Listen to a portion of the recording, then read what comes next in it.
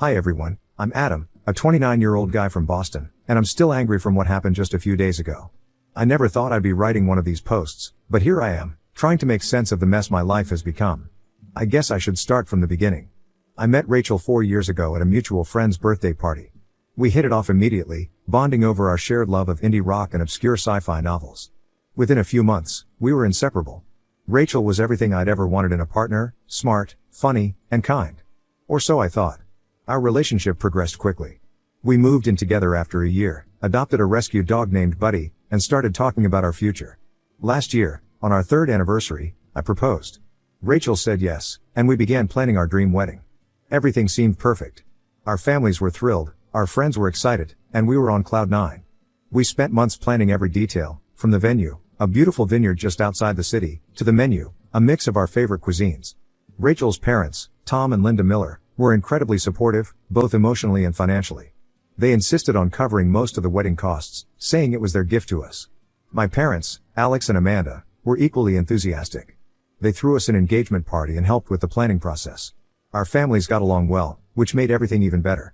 It felt like the stars had aligned, and I was about to start the next chapter of my life with a woman I loved.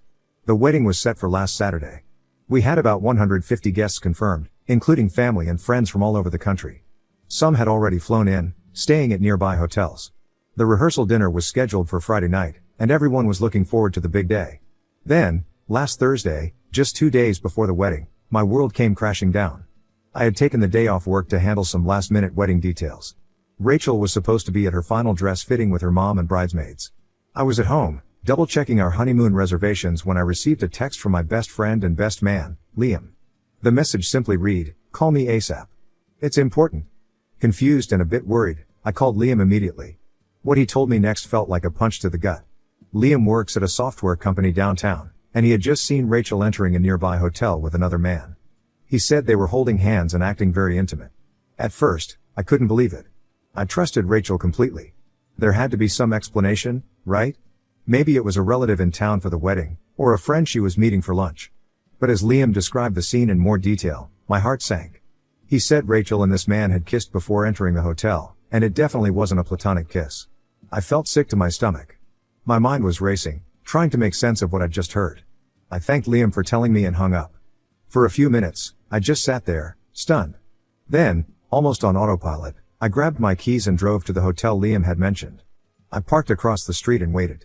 After what felt like hours but was probably only about 45 minutes, I saw them exit the hotel. Rachel, my fiancée, the woman I was supposed to marry in 2 days, was arm in arm with a tall, dark-haired man I'd never seen before. They were laughing and looked completely at ease with each other. As they walked down the street, I saw Rachel lean up and kiss him. It wasn't a quick peck on the cheek, it was a deep, passionate kiss that left no doubt about the nature of their relationship. I felt like I was watching a nightmare unfold in front of me. I don't remember driving home. I must have, because the next thing I knew, I was sitting on our couch, staring at the wall. Buddy, our dog, sensed something was wrong and kept nudging my hand, whining softly. I couldn't even bring myself to pet him. Rachel came home a few hours later, acting as if nothing was wrong. She kissed me on the cheek and started chattering about her day, talking about the dress fitting and how excited she was for the wedding. I couldn't believe how easily she was lying to my face. I waited until she finished talking, then I simply asked, "Who is he, Rachel?" The color drained from her face. She tried to play dumb at first, asking what I meant. But I told her everything, about Liam's call, about seeing her at the hotel. I asked her how long it had been going on, how she could do this to me, to us, just days before our wedding.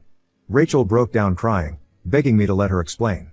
Through her tears, she told me that the man was Jack, an ex-boyfriend from college. They had reconnected a few months ago on social media, and things had escalated quickly. She swore it was just a physical thing, that she still loved me and wanted to marry me. I was devastated. The woman I thought I knew, the future I had planned, it all crumbled in an instant. I told Rachel to get out. I couldn't even look at her. She tried to argue, to beg for another chance, but I was done. I told her the wedding was off and that I never wanted to see her again. After Rachel left, I sat in our apartment, surrounded by wedding gifts and reminders of the life we were supposed to start together. I felt numb. Then, as the shock wore off, anger set in. I thought about all the people who were coming to celebrate our wedding, about the money and time invested in this wedding. And I made a decision. I started making calls. First to my parents, then to Rachel's. I told them everything. I called our wedding planner and started the process of canceling everything. Then I drafted a message and sent it to all our guests, explaining that the wedding was off due to Rachel's infidelity. Looking back, I know sending that mass message was probably an impulsive decision. But in that moment, I wanted everyone to know the truth. I didn't want Rachel to be able to spin the story or make me out to be the bad guy. The aftermath has been chaotic, to say the least. Rachel's parents were shocked and embarrassed. They've been calling and texting, alternating between apologizing to me and defending their daughter. My parents are furious with Rachel and her family, feeling like we've been deceived and used. Some of Rachel's friends have reached out, calling me names for humiliating her publicly. Others, including some mutual friends, have expressed their support for me and their disappointment in Rachel. The financial aspect is another mess. Rachel's parents want their money back for the wedding expenses, but many things are non-refundable at this point. There's talk of legal action, though I'm not sure how serious that is. In the midst of all this, I'm left trying to pick up the pieces of my life. I've moved out of our apartment and am staying with my parents for now. Buddy is with me, there was no way I was leaving him behind. I've taken some time off work to deal with everything, but I know I'll have to face reality soon. So, Reddit, I turn to you. Am I the asshole for exposing my cheating fiancé and canceling our wedding at the last minute? I'm torn between feeling relieved that I found out before we got married and feeling completely lost about what to do next. Any advice or perspective would be appreciated. Thanks for reading this far, and I look forward to hearing your thoughts. Update 1. Hey everyone, it's Adam again. It's been about a month since my last post, and a lot has happened. I want to thank you all for your support and advice. It really helped me navigate through one of the toughest periods of my life. I promised an update, so here goes. First off, I want to address something many of you pointed out in the comments. You're right, I acted impulsively when I sent that mass message exposing Rachel's infidelity. In the heat of the moment, it felt justified, but looking back, I realize it wasn't the most mature way to handle things. I've had time to reflect on this, and I acknowledge that my actions, while understandable, weren't entirely right. Now, let me catch you up on what's been going on since then. The immediate aftermath of canceling the wedding was chaotic, to say the least. My phone was blowing up with messages and calls from friends, family, and even some of Rachel's relatives. It was overwhelming, and I ended up turning off my phone for a few days just to get some peace. My parents have been incredibly supportive, letting me stay with them and helping me deal with the practical aspects of unraveling a life I thought I was going to share with Rachel. Mom's been making all my favorite meals, and Dad's been taking me fishing on weekends, simple things, but they mean the world to me right now. Buddy, now my dog, has been a huge comfort too. There's something therapeutic about having a furry friend who loves you unconditionally. He's been sticking to me like glue, almost as if he can sense that I need the extra support. The situation with Rachel's family has been complicated. Rachel's parents were understandably upset when I first told them about Rachel's infidelity. They were shocked and embarrassed, especially since they had invested so much emotionally and financially in the wedding. At first, they were calling and texting constantly, alternating between apologizing to me and defending Rachel. They insisted that Rachel's actions were out of character and begged me to reconsider, to give her another chance. But I knew in my heart that the trust was broken beyond repair. The financial aspect of canceling the wedding has been a nightmare. As I mentioned before, many things were non-refundable at that point. The Millers initially threatened legal action to recoup their expenses, which added another layer of stress to an already tense situation. After a week of back and forth through emails and terse phone calls, we finally agreed to sit down and talk things through like adults. It was a difficult meeting, to say the least. We met at a neutral location, a quiet cafe downtown, to discuss how to handle the financial fallout. Rachel's parents were visibly uncomfortable, and honestly, so was I. We spent hours going over the expenses, trying to figure out what could be refunded and what couldn't. In the end, we came to a compromise. I agreed to cover the costs of anything that was specifically for me, my tuxedo, the groomsmen's attire, and a few other smaller items. The Millers would handle the costs related to Rachel and anything that was jointly planned, like the venue and catering. It wasn't a perfect solution, and I could tell they weren't entirely happy with it. But given the circumstances, it seemed like the fairest way to handle things. We all left that meeting feeling drained but with a sense that at least this part of the mess was somewhat resolved. As for Rachel, well, that's been the hardest part of all this. Despite my initial anger and the hurt of her betrayal, a small part of me still cared for her. 4 years of love and shared experiences don't just disappear overnight, no matter how much you might want them to. Rachel has tried to contact me numerous times since that day. At first, I ignored all her calls and messages. I needed time and space to process everything. But after about 2 weeks, I finally agreed to meet with her. I felt I owed it to myself, and to the relationship we once had, to hear her out. We met at a park near our old apartment. It was a sunny day, but the atmosphere between us was anything but bright. Rachel looked terrible, puffy eyes, messy hair, nothing like the put-together woman I used to know. As soon as she saw me, she burst into tears. Rachel poured out apologies, explanations, and pleas for forgiveness. She told me more about Jack, the ex-boyfriend she had cheated with. Apparently, they had reconnected at a conference a few months before the wedding. One thing led to another, and before she knew it, she was caught up in an affair. She swore it was just a physical thing, that she had never stopped loving me. She said she had ended things with Jack as soon as I found out, and that she realized what a huge mistake she had made. Rachel begged me to reconsider, to give her another chance. She said we could postpone the wedding, go to couples therapy, anything to save our relationship. I listened to everything she had to say, and I'd be lying if I said it didn't affect me. Seeing her so broken, hearing the pain in her voice, it stirred up a lot of conflicting emotions. For a brief moment, I even considered the possibility of trying to work things out. But then I remembered the sight of her kissing Jack outside that hotel. I thought about the ease with which she had lied to me, how she had been planning our wedding while secretly meeting another man. And I knew, deep down, that there was no going back. I told Rachel that while I appreciated her apology, I couldn't forgive her. The trust between us was irreparably broken. I explained that even if we tried to move past this, I would always have doubts, always be wondering if she was really where she said she was, if she was telling me the truth. That's no way to live, and certainly no foundation for a marriage. It was one of the hardest conversations I've ever had. Rachel broke down completely, and it took every ounce of willpower I had not to comfort her. But I knew I had to stand firm. I wished her well, told her I hoped she would find happiness, and then I walked away. It felt like closing the final chapter on a book I once thought would be my life story.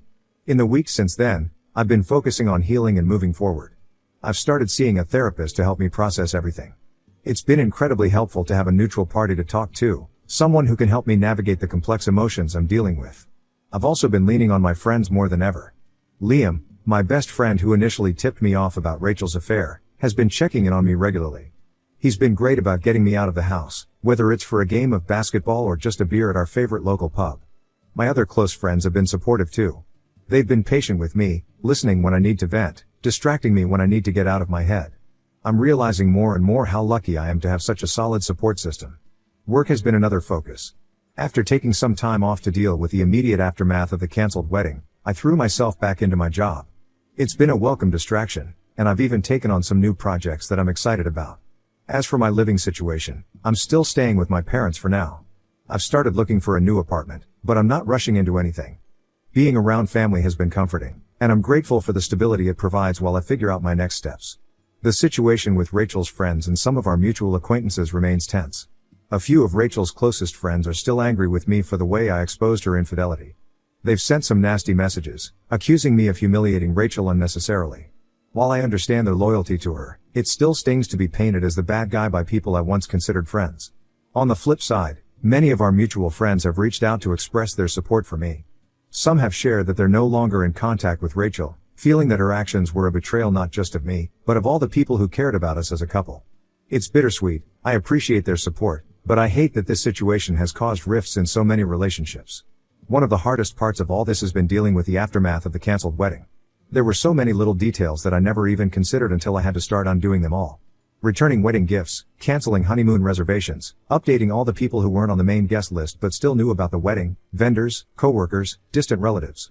But slowly, surely, I'm starting to see a future beyond this pain. I've started setting new goals for myself, both personally and professionally. I'm considering taking some classes to further my career, something I had put on hold while focusing on wedding planning. I've also been thinking about doing some traveling on my own, maybe taking the trip to Europe I've always dreamed about. As for the question of whether I was the asshole for exposing Rachel's infidelity and canceling the wedding, well, I've had a lot of time to think about that. The overwhelming consensus from my original post was that I wasn't the asshole for canceling the wedding. That part, I'm sure about. I couldn't have gone through with marrying someone who had betrayed my trust so completely. The exposure part is trickier. Many of you pointed out that while my anger was justified, sending that mass message was an impulsive and potentially hurtful action. After a lot of reflection, I tend to agree.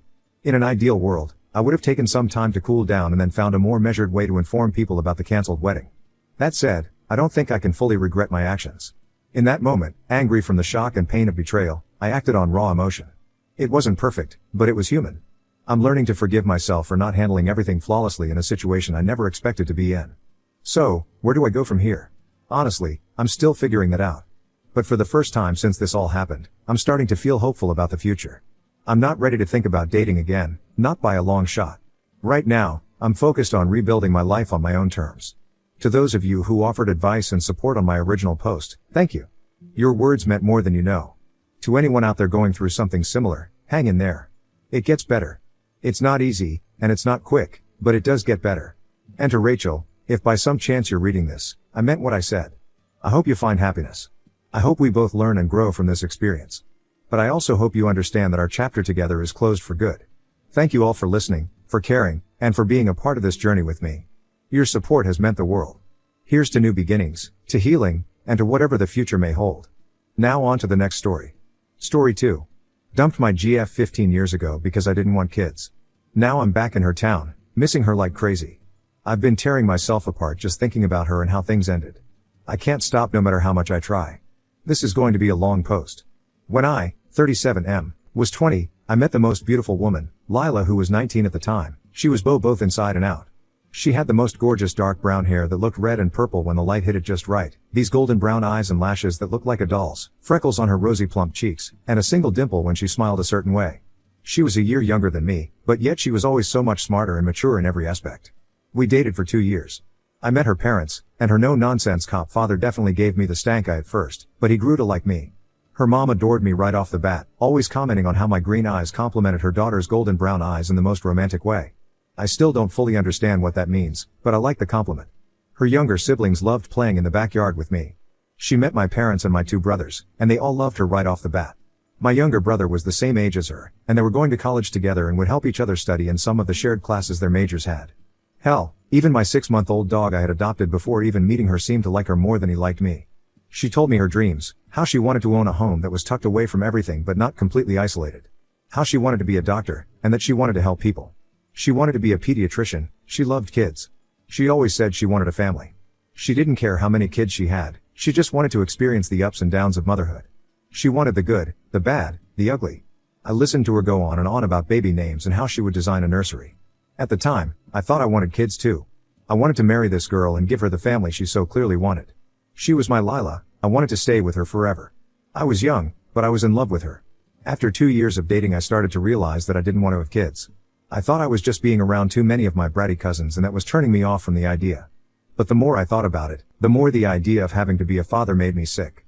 I would get headaches and my stomach would twist in knots thinking about having to take care of some screaming, crying and shitting little thing, and then have it grow into a tantrum-throwing toddler, a bratty child, and then some moody teenager.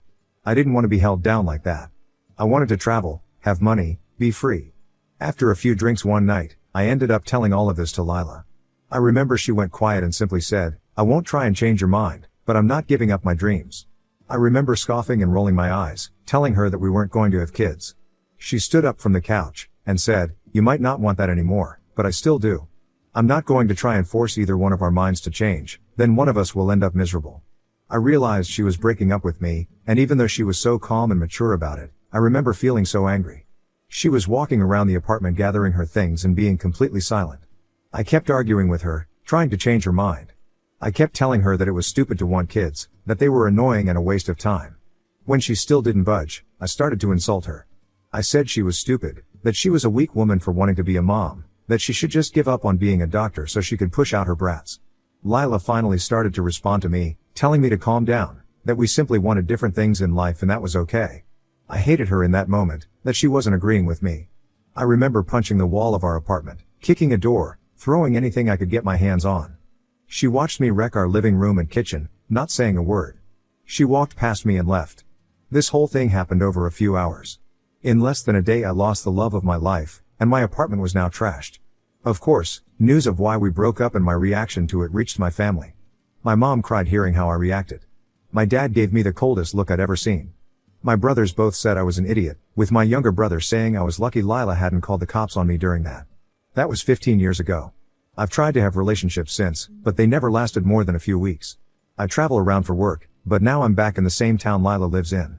Lila got married, got her doctorate, had kids, and is still a pediatrician last I heard.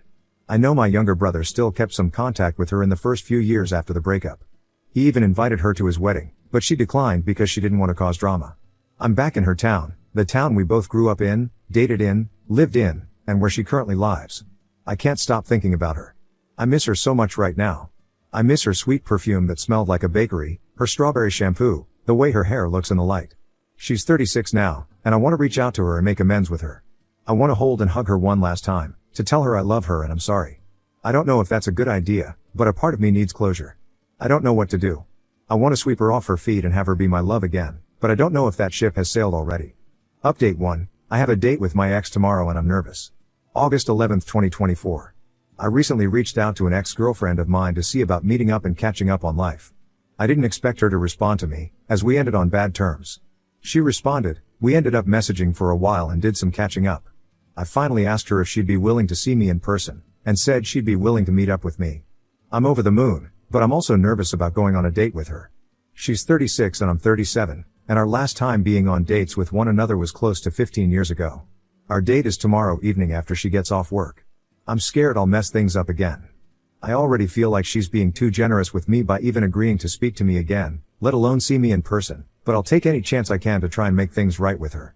I can't shake this horrible feeling in the back of my throat that I'll mess something up, that I'll just end up more heartbroken than before. That I'll come on too strong and she won't want to see me ever again.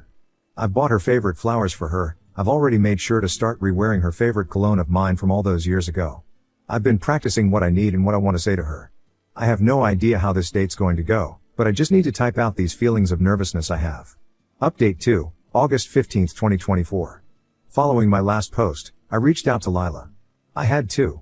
I know a lot of people wanted me to never contact her again, despite how I wanted to make amends with her. So I reached out to her, and she responded and we chatted back and forth a bit. After a bit of this, I asked her if she wanted to meet up, and basically let her set all the ground rules. She agreed, and 3 days ago we went out on a date. She is just as beautiful as she was when we were together. Her figure filled out, and she finally lost the baby fat on her face, but she was still the same woman I fell in love with all those years ago. We sat down and talked. I didn't want to talk much about myself, but she asked about my life so I had to. She asked about my job, my family, how I'd been. Typical catching up stuff. I'll admit I was zoned out for most of this, and I was operating on autopilot to keep my nerves from taking over. I just wanted to grab her and hold her, kiss her, make her mine against. I don't think I realized just how much I missed her until she was right in front of me. Finally, when she was done asking about me, I finally got to ask about her and how she's been. She got married 11 years ago, so 4 years after our breakup. She has 2 daughters, an 8-year-old and a 6-year-old. I saw how happy she was when she talked about them, and I couldn't help but feel jealous and guilty. I should have been the one to have children with her, but I was stupid and now she had kids with someone that wasn't me. I asked about her husband, and turns out she's a widow. He died 7 years ago while she was pregnant with her youngest. It was unexpected, according to her, but that she's done her best to move on and hold herself together and appear unaffected by it all for her daughters.